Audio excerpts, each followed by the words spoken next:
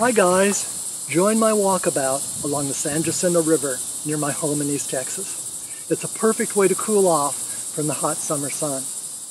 You will play in the river, look at interesting rocks, and cook supper using hot rocks over a campfire.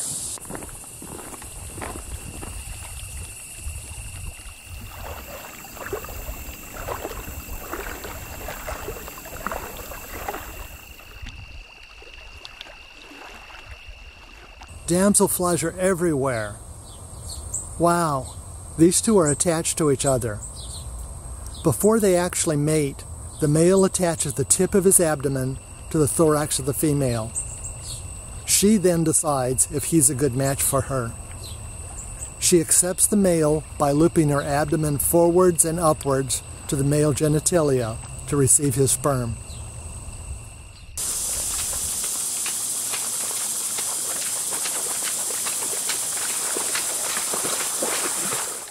I feel like a kid again. This swing is so much fun. Not a care in the world.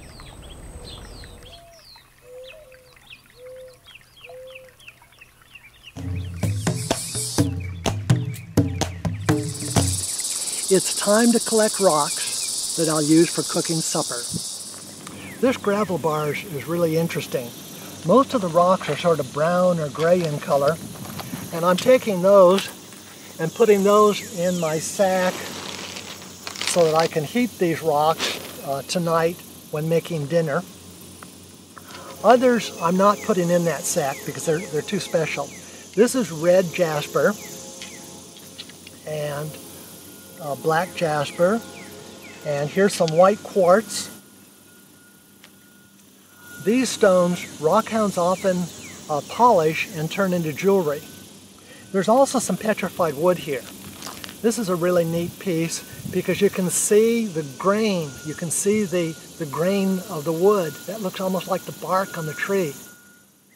Just imagine, thousands of years ago, millions of years ago, this was a living tree. And then it turned to stone, and now it's washed down here through the river, and we get to see this tree again. Here's another piece of petrified wood, and what's interesting about this is it's been turned to agate, and it's sort of clear, and the Native Americans used to take these sorts of pieces and would chip them into arrowheads. Occasionally, when walking along the gravel bar, you'll run into some arrowhead points or other tools that the Indians worked on. I'm looking for plants to add to my supper, and there's some Yaupon over here. Yaupon makes excellent tea.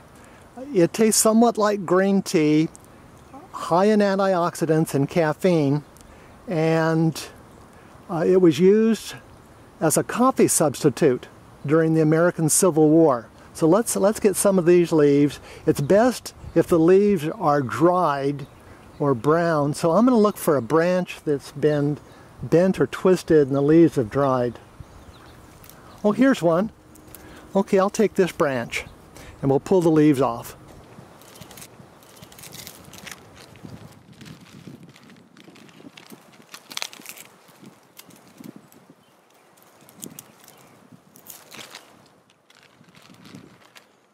That'll be enough leaves for a cup of tea. Wow, a grapevine. I wonder if the grapes are ripe. Oh, no, they'll be ready in about 3 weeks. I'll have to remember this spot. I'm going to use the vines to wrap my Cornish game hen and corn so that they don't burn when I put them over the hot rocks.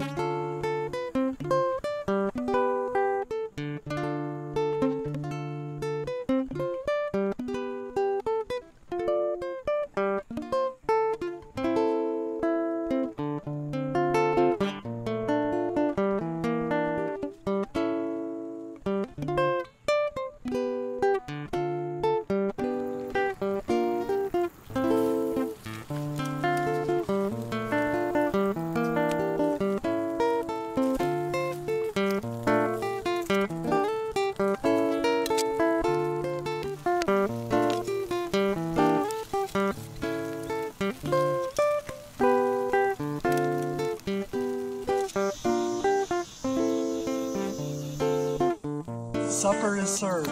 Bon appetit.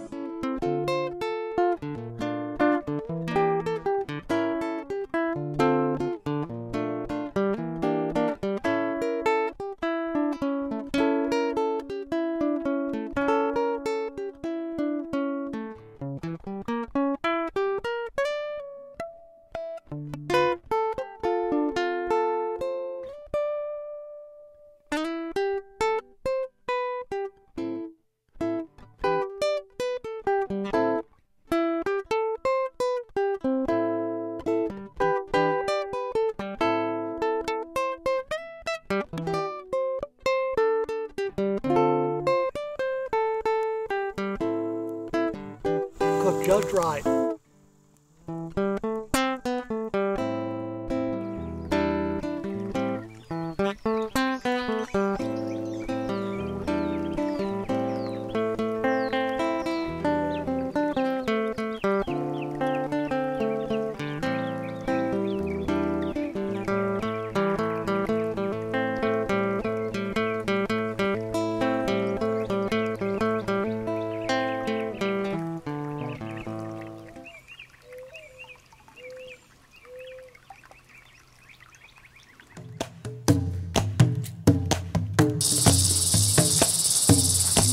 Over the past 60 million years, Texas rivers have deposited clay, sand, and gravel along the coastal plain. This process has added 250 miles of land to the United States. There is no exposed bedrock in this part of Texas. Deposition does not happen in a uniform fashion, however. Some spots are sandy, some have clay, others have gravel. The reason this happens is because rivers meander, that is, they move back and forth like a snake or a loose garden hose. And you can see an example of this across the way. On the other side of the river, the banks are eroding and the materials are falling into the river, and then downstream they're being deposited on this side. Normally, this is a relatively slow process. However, when it rains a lot, when there's a big storm, the river rises. I've seen it rise 15 feet, and then the river will take out anything that gets in its way. I've seen, trees go. I've seen houses go. If they're built too close, it'll take out anything. And some houses are in danger of going and are protected all the time because they're just too close to the river. Well, that's enough of a geology lesson for now. Check out the links listed below for additional information.